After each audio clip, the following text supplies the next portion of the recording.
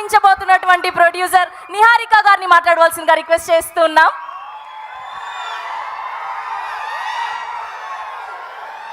Good evening. అందరికన్నా first నేనే చెప్తా, అడ్వాన్స్ హ్యాపీ బర్త్డే చరణ్. యాక్టర్గా mega power star Ram Charan గారి గురించి మాట్లాడే అంత పెద్దదాన్ని కాదు. నాకు తెలిసింది ఒకటే, చరణ్ ఏ సినిమా చేసినా కష్టపడి మేము రామ్ చరణ్ ఫ్యాన్స్ అని కాలర్ ఎత్తుకునేలాగా ఉండాలి. అది ఒక్క రీజన్కే కష్టపడి చేస్తాడు. I know that. బట్ ఇప్పుడు ఒక ఆడపిల్లలాగా మాట్లాడతాను. Charan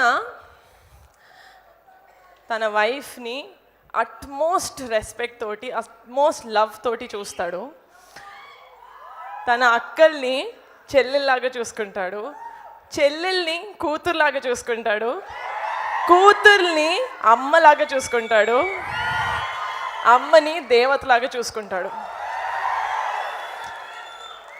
mega power star Ram Charan గారి ఫ్యాన్స్ లాగా ఇక్కడ నాకు 90% అబ్బాయిలు కనిపిస్తున్నారు. కాబట్టి చరణ్ నుంచి మీరు ఏదైనా తీసుకోవాలి అంటే ఆడపిల్లని అమ్మవారిలాగా ట్రీట్ చేయండి.